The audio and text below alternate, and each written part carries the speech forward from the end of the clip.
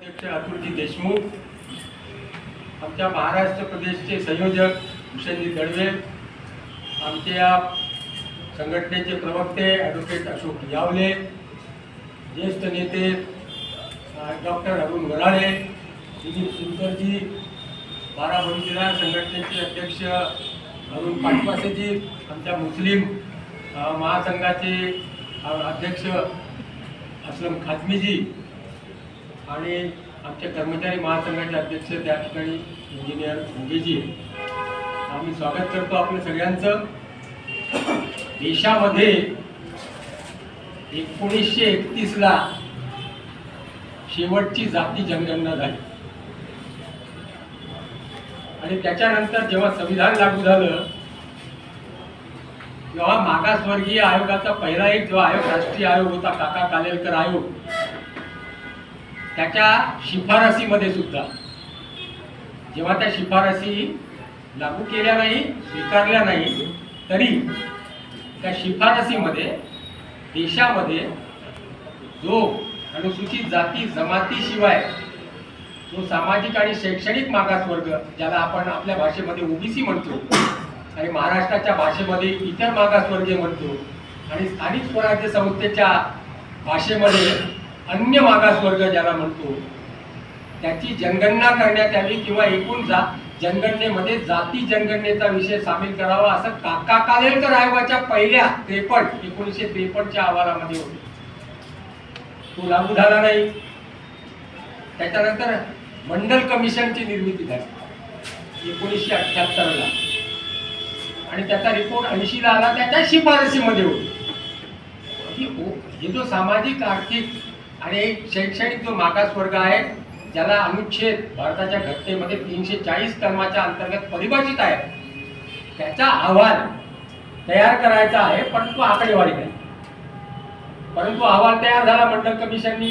जो काही त्यांच्याकडे वेगवेगळ्या पद्धतीची आकडेवारी होती त्याच्या आधारावर एम्पिरिकल डाटा तयार केला. त्याच्या शिफारसीमध्ये सुद्धा आगामी जनगणना ही जातनीय जनगणना झाली पाहिजे, जेणेकरून अनुसूचित जाती जमातीप्रमाणे जो सामाजिक शैक्षणिक मागासवर्ग ओबीसी आहे त्याची माहिती मिळाली पाहिजे. त्याच्याशिवाय आपण जो अहवाल तयार करू त्याला वास्तविक आधार, वैज्ञानिक आधार, संख्यात्मक आधार राहणार नाही असं वारंवार अहवालामध्ये मांडण्यात आलं.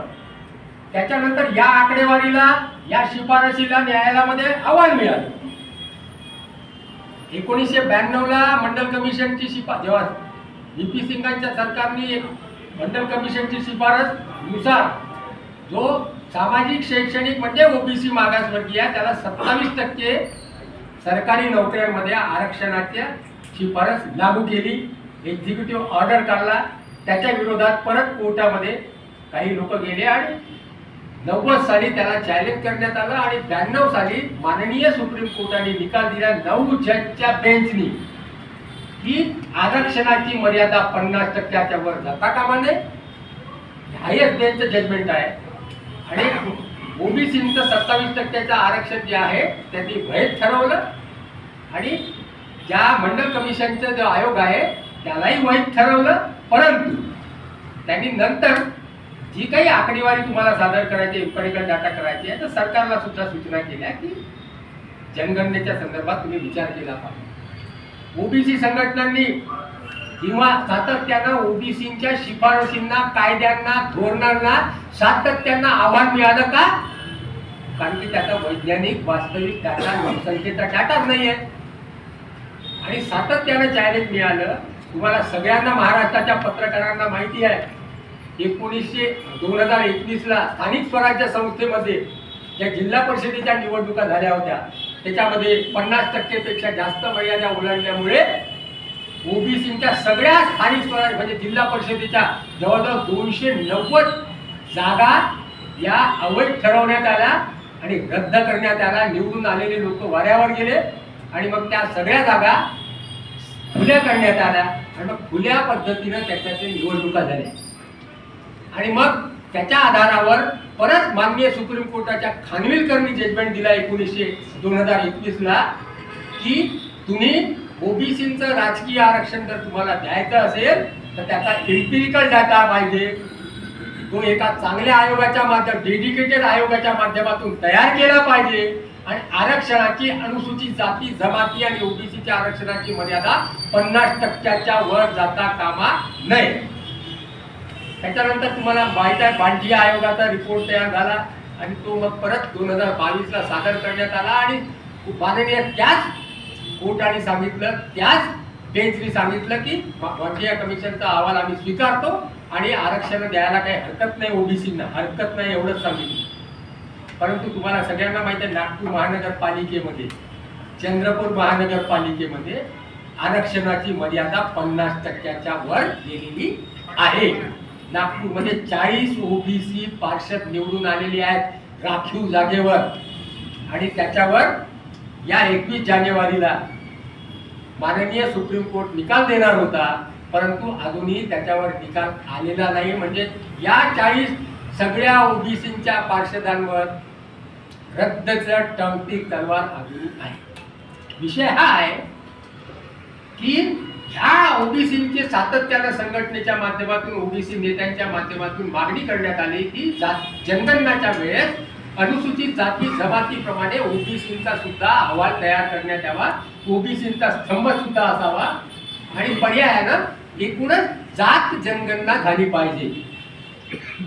मग आपल्याला सगळ्यांना माहित आहे माननीय मनमोहन सिंग जेव्हा सरकार होतं त्यांनी 2010ला संसदेमध्ये मान्य केलं की आम्ही सामाजिक आर्थिक जात जनगणना करू आणि त्याच्या आधारावर ग्रामीण आणि शहरी विकास मंत्रालयाच्या माध्यमातून सामाजिक आर्थिक जाती जनगणना करण्यात आली. 2013ला त्याचा रिपोर्ट तयार करण्यात आला. तो रिपोर्ट अद्यापही जाहीर झालेला नाही का, तर त्याच्यामध्ये बऱ्याच त्रुट्या आहेत असा केंद्र सरकारचा एक स्वतःचा अभ्यास झालेला आहे. मग या केंद्र सरकारवर सुद्धा दबाव आला आणि काही राज्यांनी मग केंद्र सरकार करतच नाही, परंतु स्थानिक स्वराज्य संस्थेमध्ये आम्हाला एम्पिरिकल डाटा द्यायचा आहे, माहिती द्यायची आहे आणि मग त्याच्या आधारावर काही राज्यांनी, मग बिहार आहे, तेलंगणा आहे, मग तिकडे कर्नाटक आहे, काही राज्यांनी मग स्वतःची जाती जनगणना राज्याची केली. पण बिहारच्या निवडणुकीच्या पूर्वी केंद्र सरकारने त्यांच्या मंत्री परिषदांनी एक निर्णय घेतला की येणारी 2026 जनगणनेमध्ये आम्ही जात जनगणना करू आणि रेल्वे मंत्री वैष्णवी यांच्या माध्यमातून ती पत्रकार परिषद घेऊन जाहीर सुद्धा केली एप्रिल मध्ये. परंतु आता 22 जानेवारी 2026चा जे नोटिफिकेशन गृह मंत्रालयाने काढलेलं आहे हे आपल्या समोर आहे. त्या नोटिफिकेशन मध्ये ओबीसीचा विषयही नाही आणि जातीचा पाडवही नाही. दोन पद्धतीनं जनगणना होत असते. एक असते हाऊस लिस्टिंग, घर यादी आणि घरांची गणना आणि त्याच्यामध्ये घरात राहणारे लोक आणि त्याच्या सामाजिक आर्थिक माहितीचा अहवाल पहिल्या चरणामध्ये आणि दुसऱ्या चरणामध्ये NPR होतो, हाऊस सेन्सिंगचा होतो.